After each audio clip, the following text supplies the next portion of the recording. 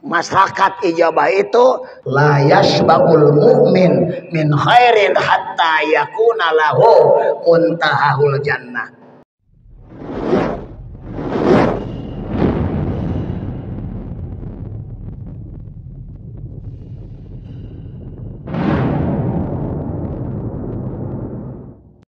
Ibu-ibu nanti di akhirat Hajar Aswad itu ada kakian, kemudian ada bibir, sowan kepada Allah, ya Rabb.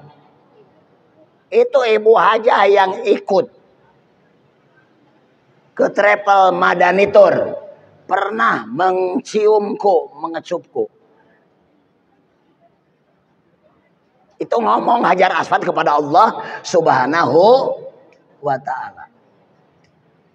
Percepat masukkan ke dalam surga.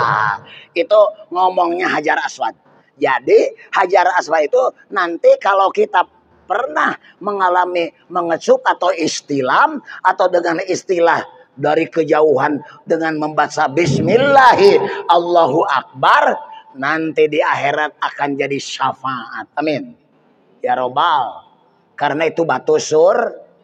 Yang keempat ada lambang surga, itu adanya di arah Hijri Ismail.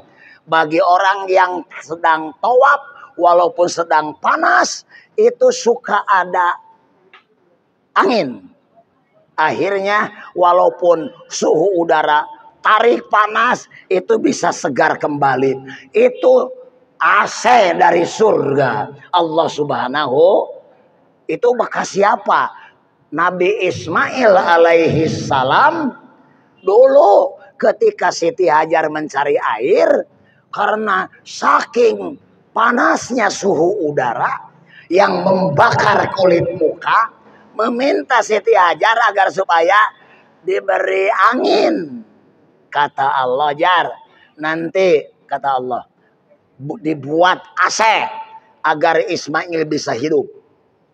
Tapi Jar, kata Allah, tidak akan diputuskan. Ini terus berlangsung ila yaumil qiyamah bagi orang yang melaksanakan tawaf. Itu AC dari surga. Nah itu empat ya. Satu, Maqam Ibrahim. Kedua, Hajar Aswad. Ketiga, air Jam-Jam. Keempat, di dekat Hijri Ismail, AC dari surga. Makanya ibu-ibu, orang yang berangkat ke tanah suci sebelum meninggal sudah menginjak tanah yang akan jadi bahan baku surga nanti di akhirat. Jadi bagja ibu-ibu yang pernah mengalami umrah atau haji, karena itu hakikatnya sedekah dari Allah Subhanahu. Nasib bapak ibu berangkat ke tanah suci oleh Allah tidak diberikan kepada sembarangan orang, hanya diberikan kepada orang-orang yang mendapat mahabbah Allah Subhanahu wa ta'ala. Apa mahabbah itu? Kasih sayang Allah. Ibnu Athaillah dalam kitab Hikam, kalau kita ada nasib takdir berangkat ke Mekah, baik haji atau umrah, itu berarti kita atau orang tersebut mendapat nikmat iman, nikmat Islam. Makanya ini harus jemput bola. Kita harus ada kehendak. Amin ya robbal. Hadirin yang berbahagia, terbayang coba kalau umroh ibadah di tanah Mekah pernah mengalami tamat Al-Quran, berarti sama dengan 100.000 kali tamat Al-Quran. Makanya kalau tidak merasa tertarik umat Islam terhadap ibadah yang luar biasa, pahalanya berlipat ganda. Itu kata Nabi, belum sempurna keimanannya. Belum sempurna keimanannya. Karena orang yang beriman itu akan merasa tertarik dengan pahala yang luar biasa. Amin ya robbal. Amin ya robbal. Saya yakin dan husnudon masyarakat yang hadir di sini, para tamu undangan, baik yang sudah berangkat maupun yang tidak, ini bukan masyarakat dakwah, tapi masyarakat ijabah. Amin, amin. Apa masyarakat ijabah itu? Terhadap agama itu dianggap sebagai kebutuhan hidup, butuhnya dengan ibadah melebihi butuh dengan uang dan makanan, betul? Melebihi butuh dengan sandang dan pangan. Amin ya robbal alamin. Masyarakat ijabah itu tidak merasa kenyang oleh ibadah. La yashba'ul mu'min min khairin hatta yakuna lahu muntahahul jannah. Tidak akan merasa kenyang orang yang beriman dengan ibadah, nanti berhentinya apabila sudah bertemu dengan surga. Amin, amin, amin. Jadi umroh bagian daripada kebutuhan hidup. Amin, amin. Kalau agama dianggap kebutuhan hidup, insya Allah bapak-bapak akan ibu-ibu menikmati manisnya beragama, lezatnya beragama. Tandanya akan pastabikul khairat, tandanya akan wasari'u ila magfiratin, tandanya akan pas'au ila zikrillah, tandanya akan badiru bil a'malis sholihah. Kalau mendengar azan ngorenyog, ngagebeg, tituturubun, segala aktivitas berhenti sementara menuju Allah Subhanahu wa taala. Seperti halnya ibu-ibu di Mekah atau di Madinah, kalau mendengar azan, bahkan sebelum azan berkumandang jam 11 sudah berangkat ke masjid, betul-betul. Itu luar biasa. Nah, seharusnya oleh-oleh tersebut dibawa ke tanah air, diterapkan dalam kehidupan kita sehari-hari. Amin ya robbal. Benar-benar butuh dengan berjamaah, dengan ibadah, dengan zikir, dengan tawaf, dengan membaca Al-Quran itu, baik di Mekah atau di Madinah. Amin, amin ya robbal alamin. Jadi harus jadi kebutuhan hidup. Beda dengan masyarakat dakwah. Agama itu dianggap beban, agama itu dianggap kabeng berat, gitu ya. Jadi ini masyarakat ijabah, bukan masyarakat mu'alaf. Makanya mudah-mudahan yang belum cair, yang belum ada uang, dimudahkan oleh Allah Subhanahu wa ta'ala. Untuk apa hidup? Karena tidak akan lama. Kalau kita di akhirat, padahal di dunia punya harta kekayaan, harta tersebut tidak jadi bekal untuk meraih ampunan dan kemuliaan di akhirat. Itu rugi sekali, betul-betul. Karena hidup itu tidak 100 tahun, betul ya? Makanya saya menganjurkan itu, selama masih sehat dan ada uangnya, bukan hanya 1 kali berangkat haji dan umroh. Karena apa? Terutama yang punya harta kekayaan, karena tidak akan menjadi syafaat yang tidak pernah diamalkan, yang tidak pernah dipakai ibadah. Betul, betul, betul. Coba Presiden Soeharto 32 tahun jadi presiden, mimpin NKRI setelah Bung Karno. Betul, betul, betul. Tapi ketika meninggal dunia tidak membawa apa-apa, betul? Betul? Membawa uang tidak. Tapi membawa jasa. TAP MPR nentukan bahwa Soeharto jadi bapak pembang. Betul-betul. Di Garut ada masyarakat merindukan Soeharto kembali. Subhanallah. Tapi membawa jasa, betul? Buktinya Papa walaupun banyak uang itu tidak pernah dibawa. Tapi insya Allah Pak Harto akan disambut oleh amal dan perjuangannya. Sebagai kemuliaan dari Allah Subhanahu wa taala. Siapapun para pejabat, siapapun orang kaya, kalau hidupnya tidak pakai ibadah, ketika meninggal dunia demi Allah, ketika kembali ke kubur tidak akan disambut oleh Allah dengan kemuliaan dan pahala, malah akan disambut bahasa Sunda kubala kecerakan cacing jeung poya-poya bilatung ma agna anhu maluhu wa ma kasab. Subhanallah. Tapi membawa amal, membawa jasa. Demikian pula yang akan jadi ampunan dan kemuliaan harta kita yang dipakai ongkos untuk menunaikan ibadah haji dan umrah. Punten Bu, dalam kitab Syarafui Ummati Muhammad, Sayyid Alawi Muhammad Al-Maliki mengeluarkan hadis dalam kitab tersebut, biaya yang dipakai haji dan umrah 1 rupiah kalau kita akan dibalas 4 juta rupiah. Subhanallah. Terbayang berapa juta kali 4 juta. Itu tidak diberikan dalam ibadah yang lain. Tapi bagi orang yang berangkat haji dan umrah. Nanti ketika datang ke Mekah, walaupun di sana dianjurkan untuk berdoa di multajam, tidak usah dipinta kepada Allah Subhanahu wa taala. Karena Allah la yukhliful mi'ad, tidak akan meleset janjinya. Janji Allah akan diberikan kepada kita apapun yang pernah dikorbankan untuk ibadah haji dan umrah. Yang kedua, andai kata seseorang bisnis, dagang, tani, bisnis yang lain, tapi gagal dan gagal, berangkat dulu umrah, karena umrah itu menghilangkan kemiskinan dan kefakiran.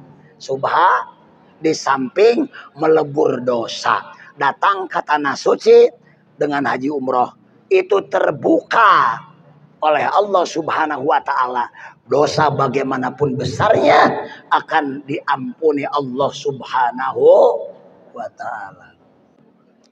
Hadirin yang berbahagia. Kemudian kita datang dari Mekah ke Madinah. Banyak kesempatan dalam umroh dan haji itu. Banyak. Dan bisa melaksanakan umroh untuk ibu bapak yang sudah meninggal. Walaupun tidak pernah berwasiat. Itu kata mazhab Imam Syafi'i. Luar biasa. Jadi bisa melaksanakan umroh bagi yang sudah meninggal. Itu luar biasa. Baik ke Tanaim atau ke Yulamlam, ke Qarnul Manazil, atau ke Juhfah, atau ke Zulhulaifah atau Bir Ali itu.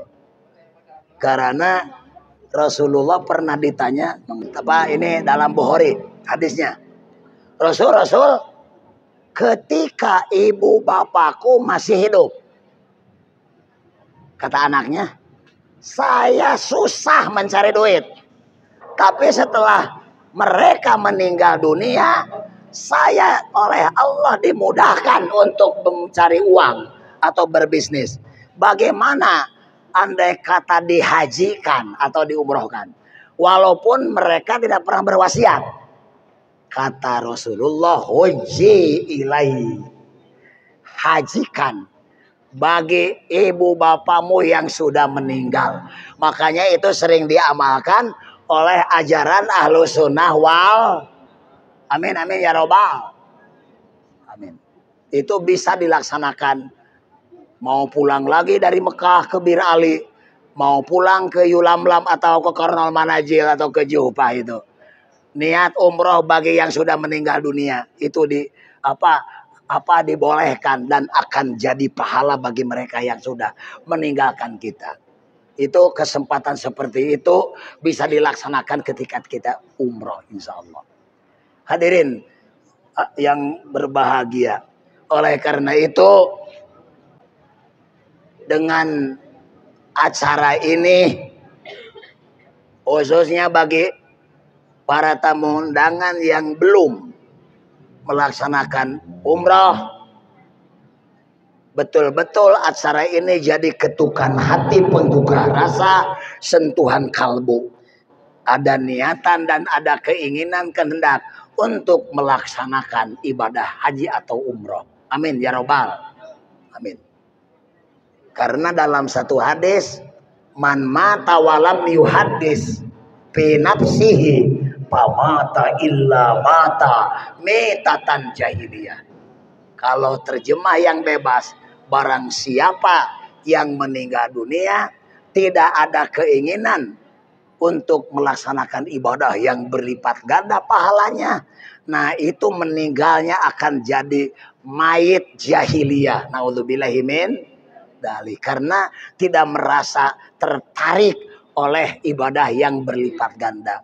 Sedangkan tanda orang yang beriman dalam satu ayat, innama kana qaulal mu'minina idza du'u ilallah wa rasulih liyahkuma bainahum ayyaqulu sami'na wa ata'na. Jawaban jelema nu iman tuh ya, di mana diajak ku Allah ku Rasulna kudu umroh kudu haji, jawabannya sami'na wa ata'na. Nah itu tanda orang yang bukan sami'na wa asaina. Ketika bapak ibu, makanya kalau banyak uang tidak apa-apa berkali-kali, tapi kalau merasa bosan, berikan umroh kepada ustadz yang belum pernah nunaikan umroh. Itu akan lebih besar pahala bagi orang yang memberi umroh kepada orang lain. Setuju? Setuju? Harus setuju. Umpamanya, atau diberikan kepada pembangunan masjid pesantren. Kalau terlalu sering ibadah haji dan itu akan lebih besar manfaatnya. Kalau bapak-bapak ibu-ibu berangkat ke tanah suci, berarti punten terakhir digusur-gusur dampa sampean bapak ibu sinanijek tanah nu bakal jadi bahan baku surga. Jadi hakikat mah ditungtun digusur-gusur dipapa dipandu sinanijek dampa sampean bapak ibu untuk menginjak tanah yang akan jadi bahan baku surga, yaitu tanah haram. Makanya dari dunia sudah diharamkan oleh Nabi Ibrahim. Arti diharamkan itu dimuliakan. Kata sebagian keterangan akan jadi bahan baku surga di akhirat. Yang kedua, kalau bapak-bapak ibu ada takdir dan nasib untuk menunaikan ibadah umroh, berarti bapak ibu dipandu, dituntun, digusur-gusur, dipapah, dua dampal sampai anana sinanijek tanah nusok ditijak ku para rasul Allah, ku para jalmi-jalmi nu diselir yang dipilih ku Allah subhanahu. Jadi nu pernah ngalaman haji umrah itu akan semakom dengan para rasul, dengan para aulia, dengan para syuhada, dengan para solihin. Bakal samakom, bakal sabonorayot, bakal samanggar, bakal saturuy. Naon satur ari saturuy naon diurang cau. Kajian teuing Nabi mah cau seuhanna, pangluhurna, pangmahalna, pangmulyana, pangraosna, pangsaena, pangamisna. Umat nama akhir zaman paling butete, panghanap, pangmurah, pangpetot, panggoreng patut, pangpait, pangkesed, sawios. Butiti ge ari saturuy mah jeung seuhang bakal kajuar mahal hargana. Jadi ku haji jeung umroh, ibu-ibu diberi kemuliaan sederajat dengan para rasul. Karena umroh dan haji itu pekerjaan orang-orang mulia, orang-orang yang akan merajai kerajaan surga. Amin ya robbal alamin. Semoga dimudahkan semua yang ada keinginan untuk menunaikan ibadah haji dan umroh. Amin ya robbal. Dan semoga pindahnya kantor Madani Tour ke sini itu lebih barokah, lebih banyak jamaah, insya Allah. Karena akan merasa tertarik dengan kantor yang megah ini. Insya di samping servis luar biasa Madani Tour itu, melebihi travel yang lain. Amin ya robbal alamin. Demikian, mohon maaf atas segala kekurangannya dan terima kasih atas segala perhatiannya. Mohon maaf. Wabillahi taufiq wal hidayah.